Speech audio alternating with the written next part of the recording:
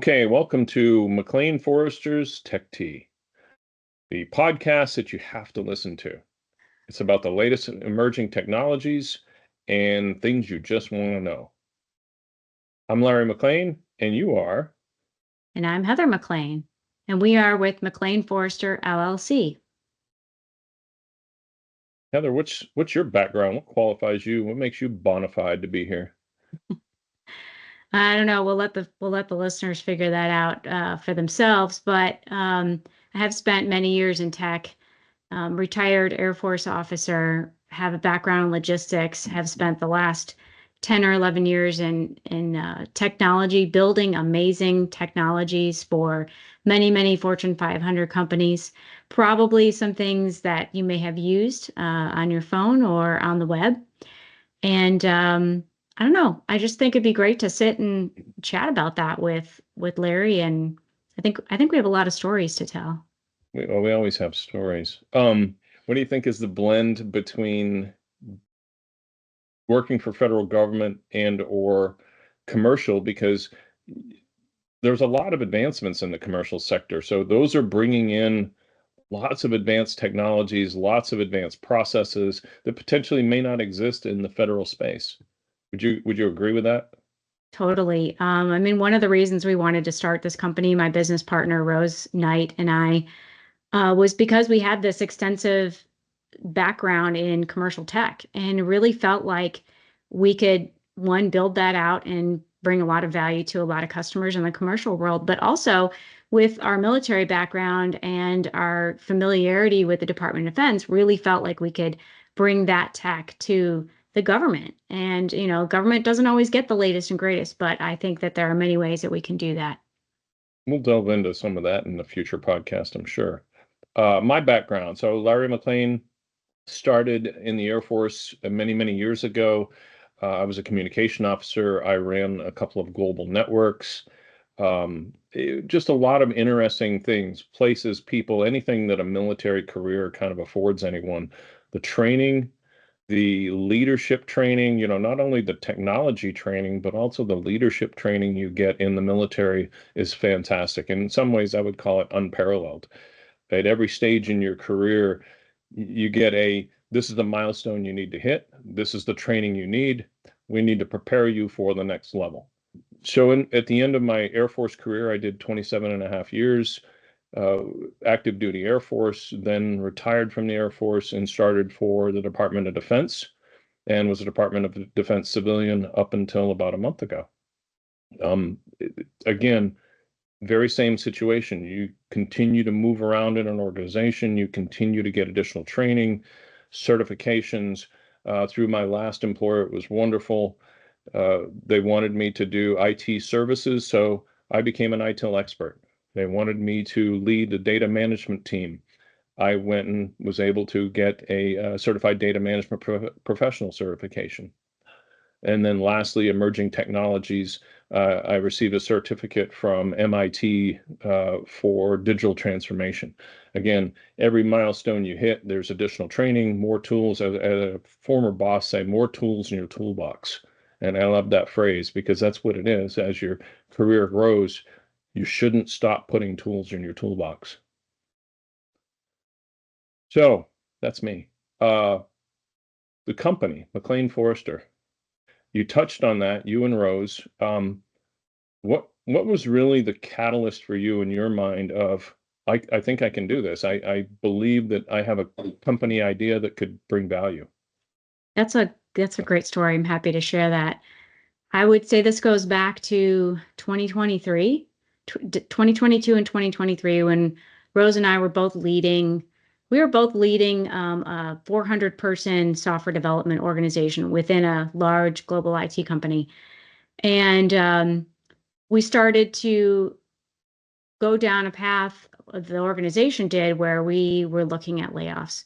And we went through a pretty tumultuous year. It was highly stressful. Saw a lot of good people leave the organization. And I think we started to say to ourselves, we can do this. We can do this better. And really by emphasizing our focus on taking care of people and delivering value to customers. And so one Saturday, I went to Rose's house and we registered our LLC, and then it was a reality. So I think our desire to take care of the people that work on our teams, to build a great working environment. We're an all virtual company, so people can work from wherever they're comfortable, and really doing things on the leading edge of tech. We didn't always get to do that in our previous role, but now we really want to aim for those projects that are going to be exciting and are going to help us learn new things. And professional growth and continuous learning are some of our core concepts that we hold very dear. So it was born, and then shortly after, I left the company I was working for, and since then I've been working at McLean Forrester full time, and I really think we're going somewhere. It's been so exciting. I can't even imagine going back.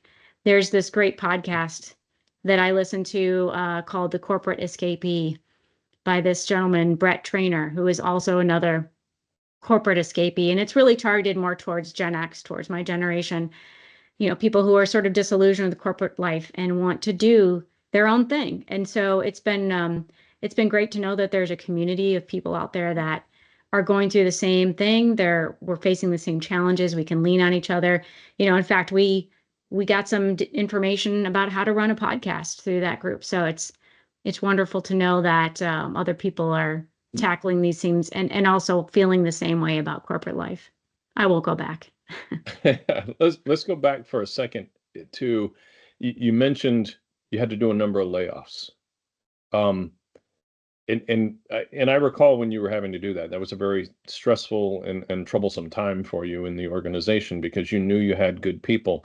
And due to, and I'll let you kind of jump in on the story, but I remember at the time you talked about how the people you had to let go was only about the lack of work. It had so quite often it had no reflection on the person's abilities or their value to the organization. And I think that was one of the things where you found that most frustrating because it's one thing to cull the herd, as they say. People who are just not the right fit for them. Maybe another fit would be fantastic for them, but in this particular role, it wasn't a good fit for them. But that wasn't the case in all the scenarios that you had to have that heart-to-heart conversation with someone that you knew that they were incredibly valuable, even in the role that they were filling. You just didn't have, you had to do cutbacks. So I'm telling your story for you, I guess. But what was that? What did that feel like?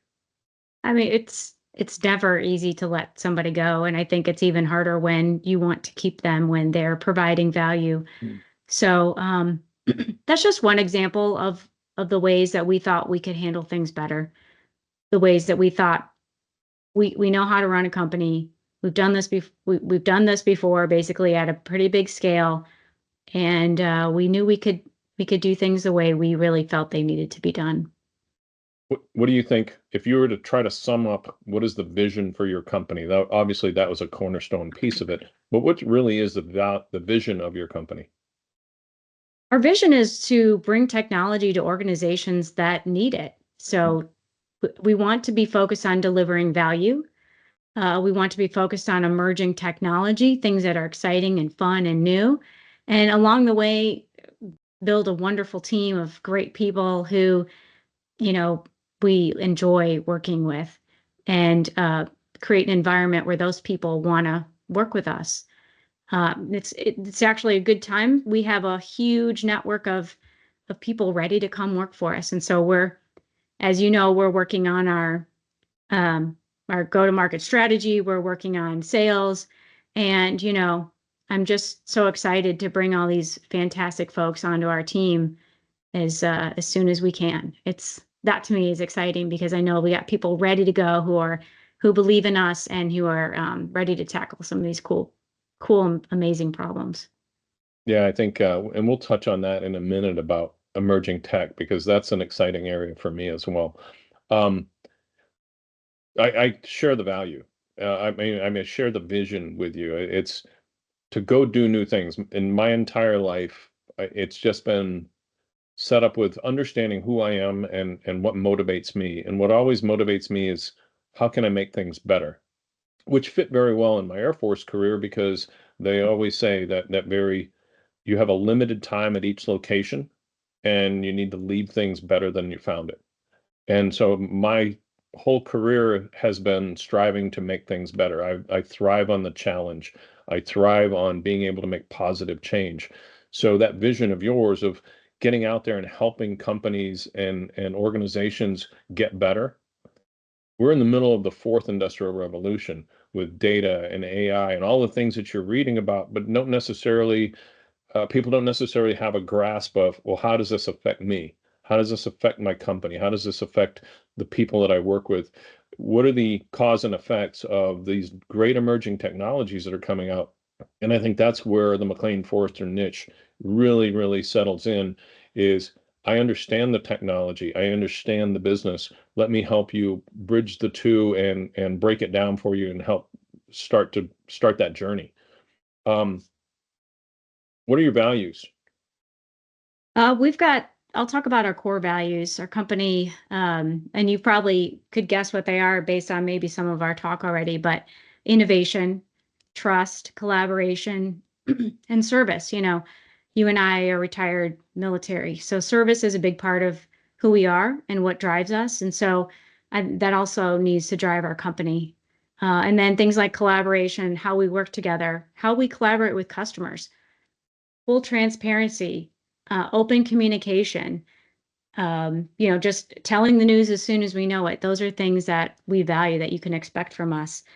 And then, that all leads to building trust. I feel like trust is this magical circle it's this magical circle that you build with a customer. So you start to build trust in a face-to-face kickoff. We love to do that if we can, because there's just nothing like being face-to-face with somebody, especially when you meet them, right? You start building that trust. And then when you start delivering for that customer, that trust builds and it feeds this circle. And then you deliver again and the trust builds. And so the idea is you want to keep building that trust and delivering how and when you say you're going to deliver. And then when you do hit those hiccups in a project, because it's inevitable, right? Nothing it goes perfectly. There's always something you couldn't have planned for. But when you do get to that point, you've got the relationship and you've got that trust established. And it just makes it so much easier because they're trusting that you're being honest about what's happened and what we're going to do about it. And you're trusting that they have faith that you can we can get over this challenge, whatever it is. So, I yeah, think so that's those are, go ahead. no, I think that's really, really important because I've dealt with, especially being in government service, I've dealt with a lot of contracts over my career, and you get a vibe from each different contractor. And one may be, hey, I'm your partner. I'm here to work with you. If there are tough discussions and tough talks to have, we'll have those talks, right? If it comes down to negotiating on cost and things like that, you do that, but you kind of feel like they're still acting in your best interest. Whereas I've run into some other contractors that you can tell that money is their driver, and they don't really necessarily care about establishing trust with you, and therefore now you're skeptical at every milestone. Building that trust is immense because it comes back to, do we have a relationship, a mutual trust relationship, or are you just in this for you? Right. And so I think that trust is immense in any work that we do. Uh, what is your role? I know what your role is, but tell everybody else what your role is. Right. Well, I think right now, as many founders, I'm wearing many hats. But primarily my hat is the chief executive officer. Right now I'm also the CFO and a number of other things, but right now I'm responsible for running the company. We've got some strategic plans we've got in place. And so right now I'm also, as you know, engaging with customers, running our projects, because we're new and there's nothing wrong with being new. But I do long for a time where I can start handing off some of these roles to, excellent people who want to come work for us and start building our business and building up our team. I know So, we've joked in the past, and it comes down to, as a new company, especially when you're trying to operate in contracts in federal space, state governments, they always ask about your past performance, and that's a bit of a struggle. And it's a very reasonable question to ask of a company. What's your past performance? Because I want to know, again, if I can establish that trust with you sure. based upon how you perform for others. But it's a challenge for a new business, especially one that brings in the expertise that you and Rose have. I've kind of likened it to the past of SKG, right? Spielberg, Katzenberg, and Geffen. Um, when they formed a company, what was their past performance as SKG? Oh, they had zero past performance, but you knew they were going to be successful, right? And I kind of liken you and Rose to that kind of same mentality, that you're bringing immense talent, experience, a longevity, being able to see what's right and what's not right. And so therefore is a high level of confidence. And I think given the opportunity on a few contracts, a few opportunities working with others to help build a what do they call it? Co-creation of value. Hmm. I think that's going to shine, and yeah, I'm excited for it. Me too. Um, Well, so conversely, back to the what do you do question. I think it'd be great, Larry, if you could tell our audience what your role is. well, there's always that phrase, "You're not the boss of me," but in this particular case, you are. Um, so so I'm the chief growth officer. I have had interest, obviously, not because of uh, personal gain, but it really this excites me. Like I said a few minutes ago, my career has been, can I go make a difference? And I see this as a great opportunity to go make a difference. Throughout a long career, I've made a lot of connections, people that I want to help. It's not, oh, can I go sell something to someone? It's really on the lines of, where's the fit? As we have discovered technologies, emerging technologies that are just blow your mind, who can I help with this? And it's very selective. It's not like it's the sheet that I'm going to just broadcast out in a mass email. Oh, come see this. It is very targeted. Who can we go help? Where do I recall in conversation where there's a problem set that I think we could help with? Um, so that's really what I'm trying to do, is find the square pegs and put them in the square holes. Bring value to people. I'm so excited to have you on board. It's great to work with my spouse because we haven't worked together in many years, and I think that's going to be fun. Um, Because you're the hopefully, CEO, that's why it's fun for you. hopefully we'll still be married after this Yeah. adventure, right? But we've had some pretty good years.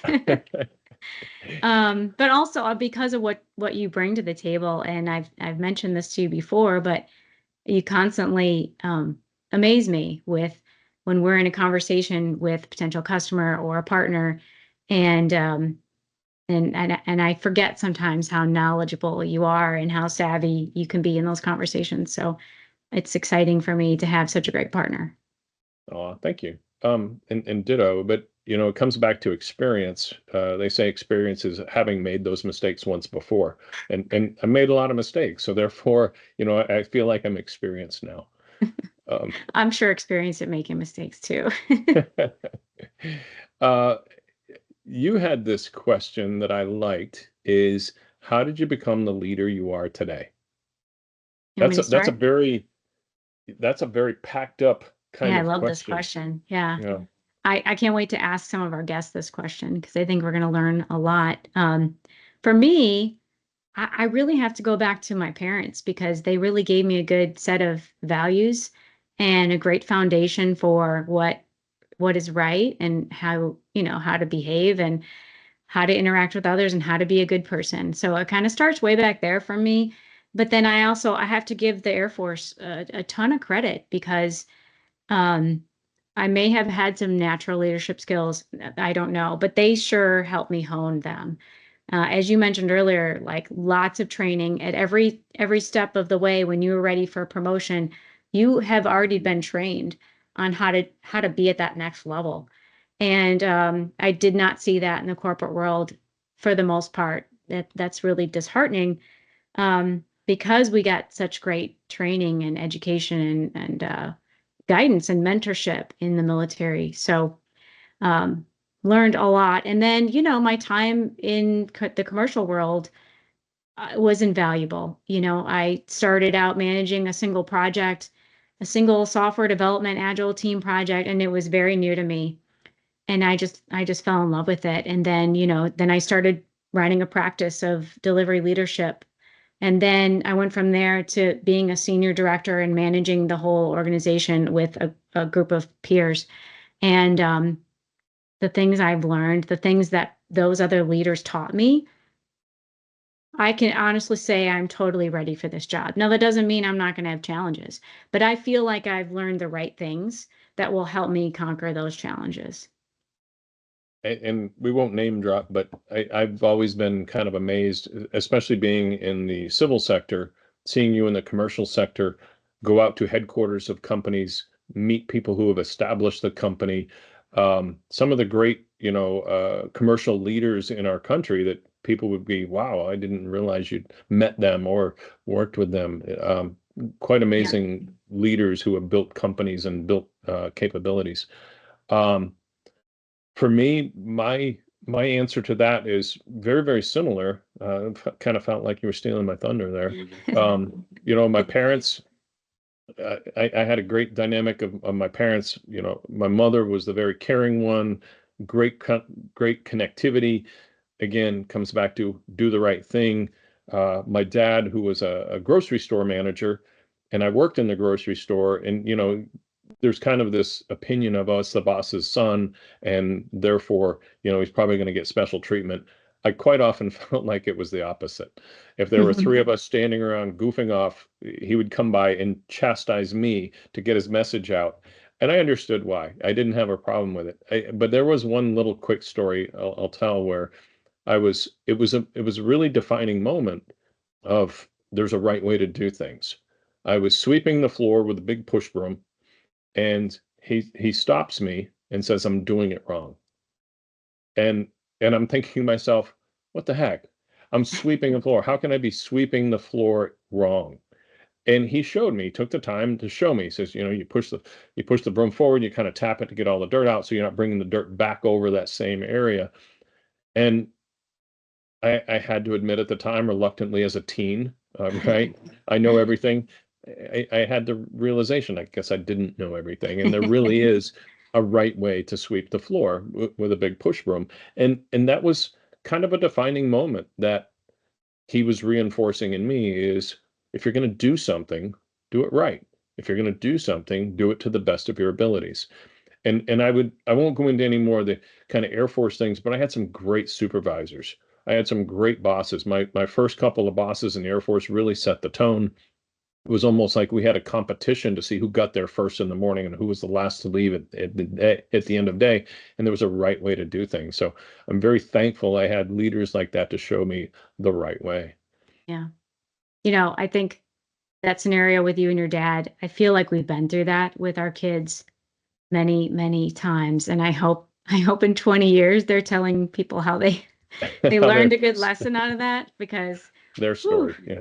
Yeah. yeah. So our listeners, we have four daughters, age 18 to 22, um, And two and sons. two sons. The four girls are all in school right now, all in college. And if you've been a parent or you've known a parent, you can know it can be stressful. So I can't wait to hear the lessons that we accidentally may have instilled in them over the years. So The nature of the podcast, right? The nature of the podcast is going to yeah. be about emerging technologies, right? Emerging technologies and leaders who are immersed in some of these technologies and some of the cornerstone elements of what is this fourth industrial revolution. Uh, some of the emerging tech areas that you're focused on or that we're focused on. I mean, AI, number one, AI, it is, I've never seen anything like it in my lifetime. And I honestly could say wasn't sure we would, but now I think the next 10 years are going to be some of the most exciting. And I'm so excited that we get to live through this and we get to be a part of it. So definitely AI, there's so much that can be done there that you couldn't do a few years ago. Other emerging tech, I mean, just like anything with the cloud is emerging, and then especially with the government, the cloud, AI, those are great areas that we're hopefully going to be able to explore.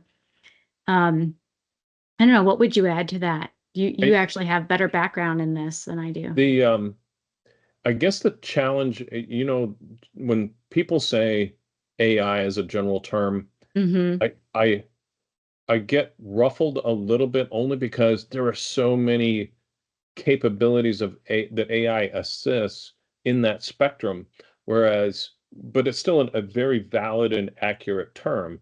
That's, oh, we want to do AI. Well, what kind of AI, right? There's so many different flavors now that I find it incredibly interesting. Of, I can go down this path, I can go down that Mm-hmm. path, I can go this path over here. Does it help me make better decisions? Can I write software code? Can I now learn about all things across the internet from the last 20 years? Generative AI has been a game changer. Generative AI is basically AI that can generate new thought, new responses versus just converging existing data. It actually thinks through and can provide new answers. All of these things can be applied in so many different market segments, so many different capability areas that it's like you said, I think this is incredibly exciting. And the next 10 years are going to just explode in so many ways of advancement of capabilities for organizations. The flip side to that is if there are organizations out there who aren't looking at AI, afraid of AI, can't trust AI, they're going to be the ones, in a parade sitting on the curb eating their popcorn, watching the parade go by, because it comes back to you better jump aboard because your competitors are. And Right. that's probably the compelling message that we have to a lot of organizations that says, I'm not really sure about this AI thing. It says, well, you better Right. be, right? Well, that's funny. I just posted about that on LinkedIn yesterday, just about, are you going to be behind if you're not really in this area yet? And I think this is where we can help people, especially if you don't know what you want to build, right? We are skilled at eliciting through a collaborative conversation the things that we could build for you or with you that will bring high value, right? Give you a high return on investment. Because we don't want to just go build something to build something. We want to bring value through what tech we build. So, um, we know this works best when we get in a room and we collaborate. We bring out the whiteboards, and we can do this virtually as well. But we get out the old sticky notes, we brainstorm, and we come up with those projects that are going to bring you value. Those things where you say, well, if I just could do this, it would be a game changer for our business. And then the tech comes after. You've got to start with what you're building and why, what value is that going to bring, and then you can build the tech to get to that end. The problem is never the tech with the customer. That's never the hard part. The harder part is coming to understand what you're going to build, having everybody on board with that and moving in that direction, and making sure it's something that's going to bring value and that has leadership support at the top level. I, that was an incredible moment that you're saying all that, because it comes back to, you hear organizations saying, well, I probably need to go get into this AI thing, right? Well, it's not like I'm going to go order a gallon of AI or a 10-pound box of AI and all my problems are solved. It really comes back to, and you just described it well, is how do I look at my business processes, my Mm. operational processes? Where am I trying to make decisions that I need lots of information? And sometimes the humans can't process that much information to make the best decision. You're always going to make the decision. You just find out later that it wasn't a good decision. And so therefore, the more information, the streamlining, the AI augmented kind of capabilities starts with that business process, my pain points, what can I do differently? You get a new realm of the possible when you start to bring in some of these technologies. And throughout history, it's kind of been the same. Well, I would do things a certain way, and then all of a sudden, I find this technology that's now going to make my life easier. Think of the smartphone, Mhm. right? Right. We never sat down and came up with all the requirements for a smartphone. Other people did. It was crowdsourced, and there are new apps, and you realize now I can change my life behavior because I now have this app and I can do it this way instead of the manual way that I used to do things. Right. And that's one of the reasons that sort of our tagline, you'll see it on our website, is we build life-changing technology. I truly believe that because I've done it. I've built life-changing technology for customers, technology that saved a customer's business, technology that helped them scale and grow. And so that's what we want to be doing for our customers, building Market technology. advantage. Yeah, building technology that changes their lives. Yeah, that's cool. The podcast, Yeah, Tech let's talk about Tech that. Tea. You came up with the name Tech Tea. Um, the having teens and early 20s and early 30s children, it's always the latest generation's acronyms for Right, things, right? Their taxonomy. Talk to me about Tech Tea. right. So and maybe it was a year or two ago, this phrase kept coming out of our daughters' mouths, what's the tea? Tell me the tea. And what that means is like, what's the gossip? What's the news? Tell me the sort of juicy bits of information that we all love to have.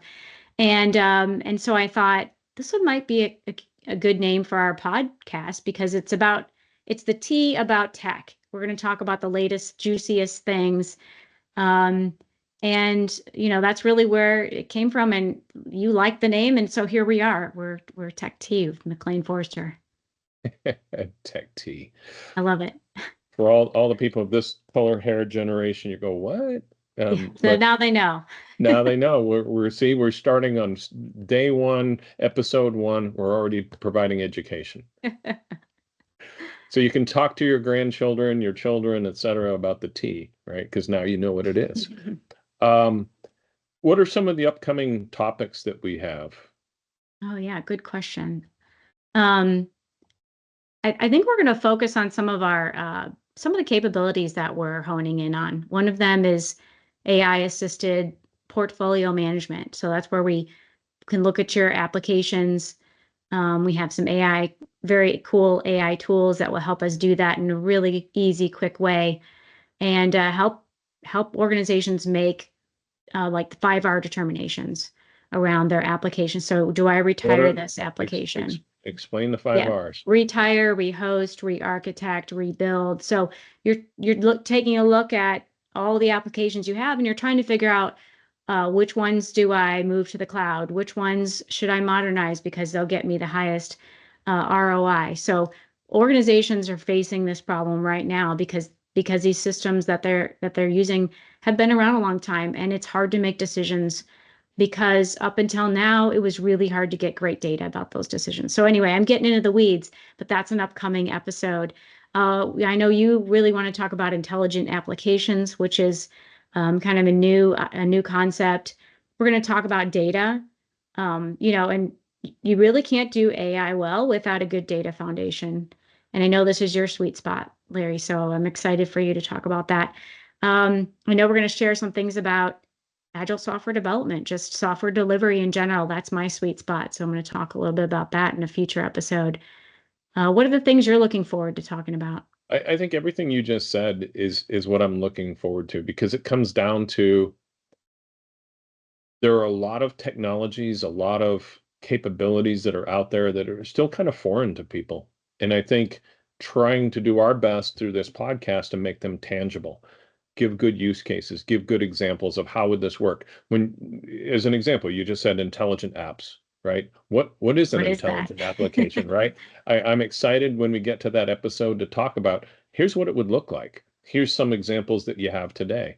Augmented connected workforce Oh, that's with a the good one. Eternal, yeah, that's an upcoming one. Augmented connected workforce, where you really have this digital assistant, a digital mentor. That's going to be, I love that topic because I think that is so universal across a lot of different market segments that have high turnover, can't afford to have a true mentor, side by side with a new employee. Let's accelerate their education. We talked in this podcast about how in the military you get all this education, this knowledge base passed to you. A lot of organizations can't afford to do that. A lot of organizations don't have the structure for that. To have a digital assistant that can do a lot of that for you, again, it just Hmm. accelerates growth. So a lot of different areas. I'm with you. I'm excited about the different things. And then in each episode, we'll also kind of talk about current events, technology trends that are happening at the time. Now, some of these they're all, technology trends, but what's kind of come out in the last few weeks or whatever that are of note that relate back to emerging technology and the things that we're talking about. So Right. And good we're going stuff to coming. we'll have a good lineup of guests also, which I'm excited because we'll get to talk tech. We'll get to talk the tea with our friends. And I think that's going to be a lot of fun too. We've already got some of those people. And one special guest we will have on, we're going to do an episode with my business partner, Rose Knight. I haven't talked a lot about her, but she is co-founder of McLean Forrester. And so, but she's currently working in a commercial job right now. But we very much talk about McLean Forrester, and she's helping provide our vision as the CTO, our technical vision. So She's we'll have her incredibly on, smart. and she's got great stories, and I always love chatting with her. So that's going to be a great episode. Awesome. All Uh, right. I think that wraps up this week. I don't know how many minutes we've been going, but it's been a few. So uh, stay tuned for the next episodes because they're going to be exciting. They're going to be interesting things that you're going to go, wow, I didn't know that. That's quite interesting. I So hope so. Yep. yeah. Thanks, everybody. All right. Look forward to the next episode. To Tech Tea.